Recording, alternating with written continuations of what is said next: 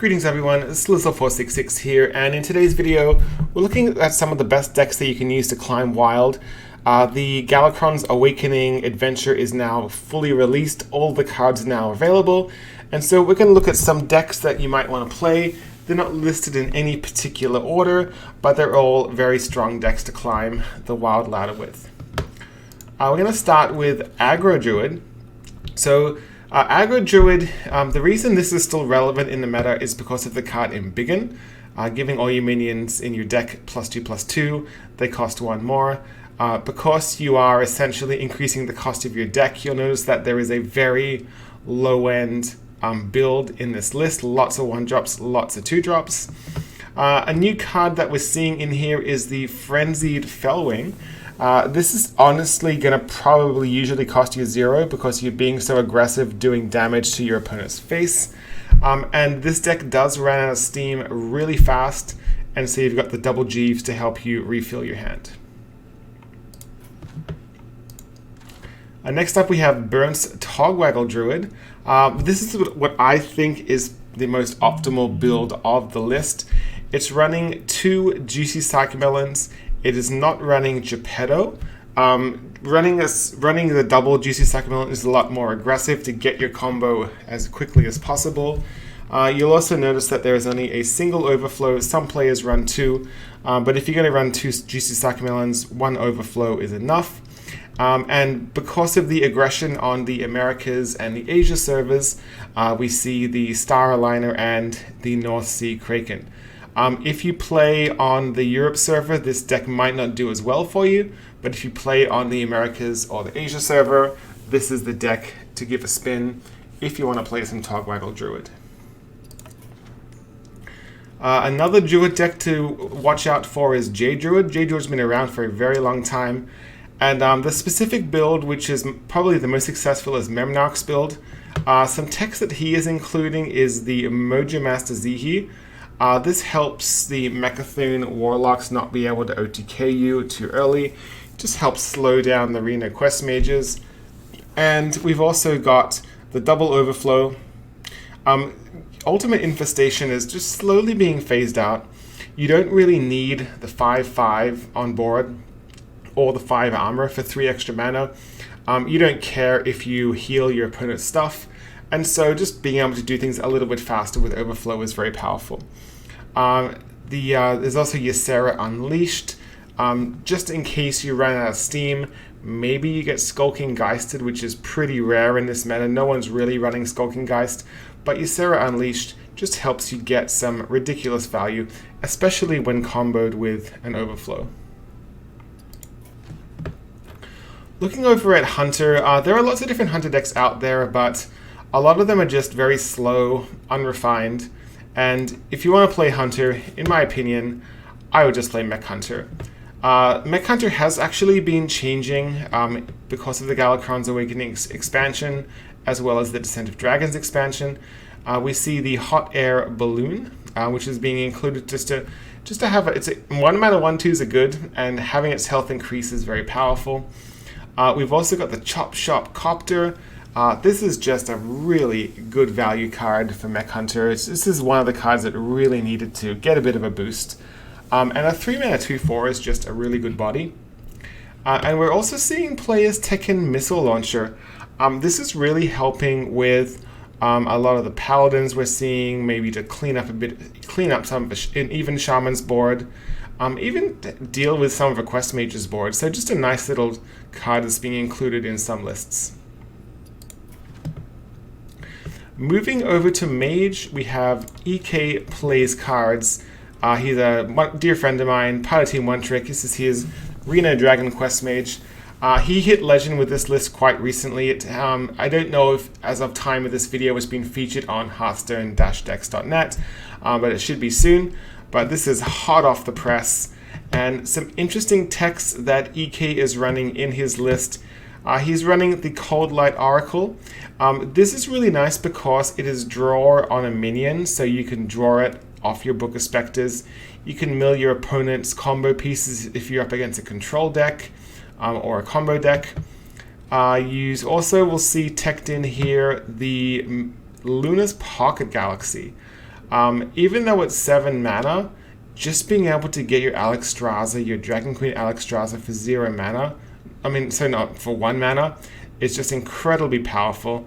Maybe even drawing some of your mid-range minions like your Cobalt Spellkin or your Malagos. Just a really nice tech, really good card to have in the current meta. The other variant of Quest Mage is just a straight up regular Quest Mage. This is a list that reached #1 legend on, I believe, the Asia server. It might be the China server, I can't remember. But it's pretty straightforward. One thing you'll notice is that it runs a Book of Spectres. This helps you draw preferably your giants if you're trying to OTK, but maybe you're really desperate for a Flame Waker or a Sorcerer's Apprentice. You'll also notice there's no Archmage Vargoth in this list. And the reason for that is you can just play 4 giants and knock your opponent for a lovely 32 damage in the dome. So this is a nice little list you might want to try out if you want to play some traditional Quest Mage. The other Mage deck we have is this one.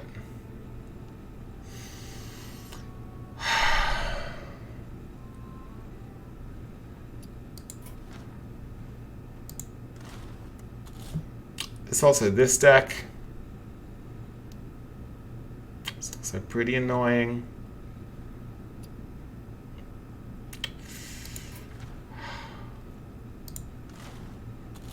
And next up we have Odd Paladin.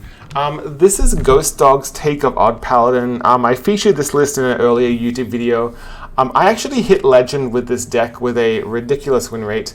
I went 12-2 to Legend with this list, and it just feels really, really good to play. It's got the 1 Divine Favor, which I've always been a fan of. I don't like running 2 Divine Favors. It's got the 1 Ironbeak Owl. I don't like running 2, so 1 I just feel is perfect. It's got 1 Unidentified Mole. I never personally like this card very much, but sometimes it can just win you games if you're lucky getting the Divine Shields. Chief Inspector. This is a cute little tech. If you're countering a ton of mages, you'll want to keep the Chief Inspector in the list. If you're not queuing into mages, maybe sub it out for another 5-drop. There's a single Fungalmancer. You might want to consider running a Faceless Corruptor instead. It's up to you. One thing with Odd Paladin is the 5-drop slot is a little bit flexible. But definitely this list is probably one of the best builds of Odd Paladin I've ever seen. Moving over to Priest, we've got Big Priest. So this is Glor Magic's take on Big Priest. Concerned Mamos also has a list that's very similar to this one. And it's teched for the current meta. So you see there's a silence. We're running Penance over Shadow Word Pains. We've got the Master Spells just to help against the Q block, specifically the Q block matchup. Really good for the Master Spell here. As for the big minions, it's not as big as we actually think. You've got the Ziliax, which is amazing against Aggro and Secret Mage. You've got your Lich King, your Statue, and your Yashar. So, and of course your Archmage Vargoth. So you don't have that many minions in the deck, but you've got so many resurrect effects that you can just bring them back again and again and again.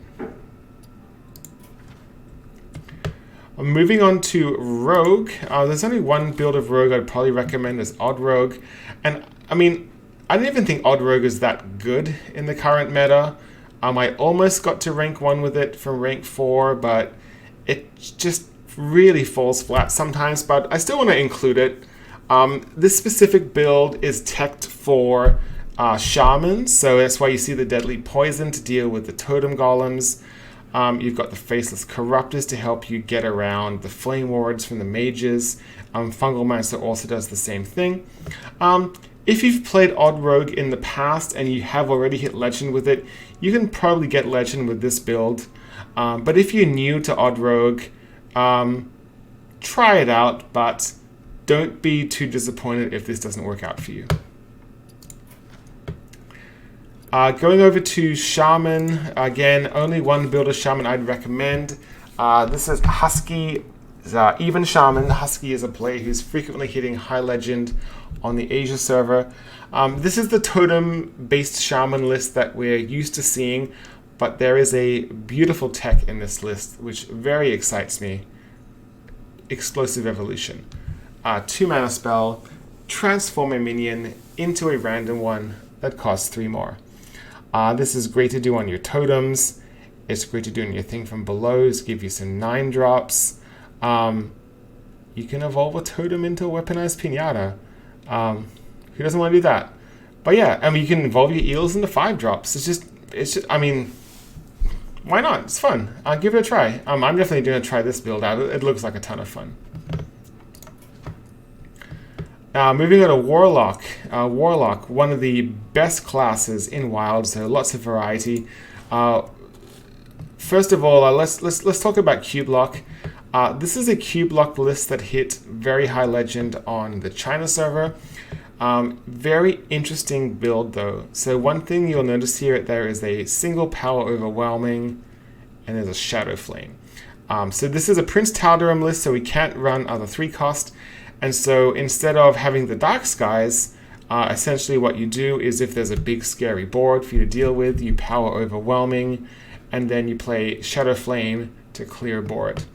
You've got the Valdris Felgorge for some extra greed. You've got the double expired Merchant.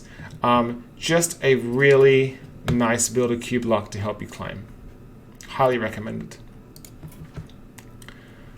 If you don't want to have to think too much though, you might want to try out She is Darkest Hour Warlock. This is a list that he's had a lot of success with.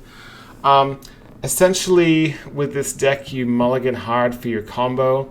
The combo being your farm scheme in the Blood Bloom, in the Darkest Hour, and then slam all these big boys on the board very early in the game.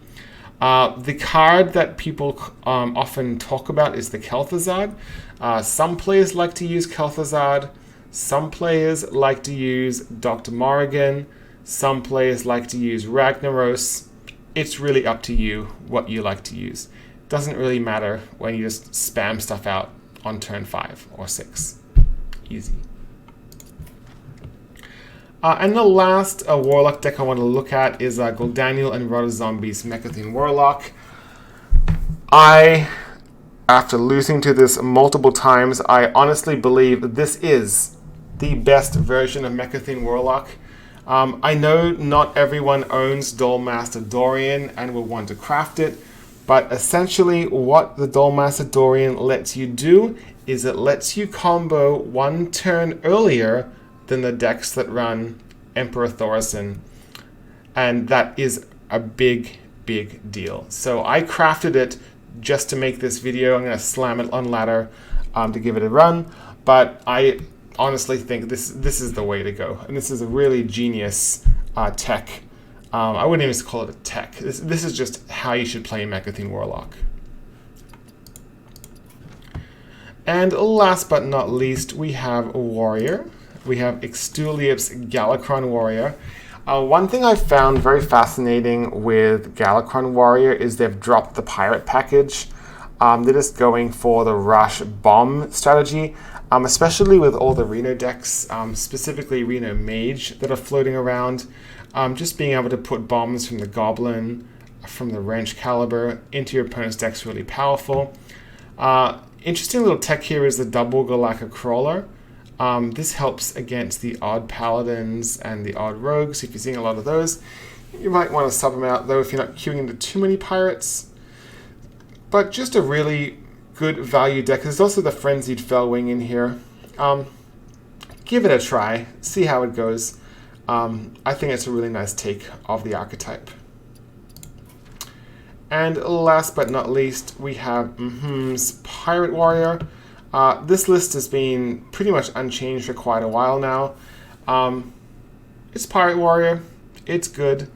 It's teched for the Reno Mage matchups, which is why you see the Wrench Caliber over the Death Spite. Just a really good deck to climb with if you want to bash people in the face. I'd like to thank you for taking the time to watching all the way to the end of this video as I hit the microphone with my hand and not edit it out. But if you want to try out any of these decks, you will find all of the deck codes in the description below.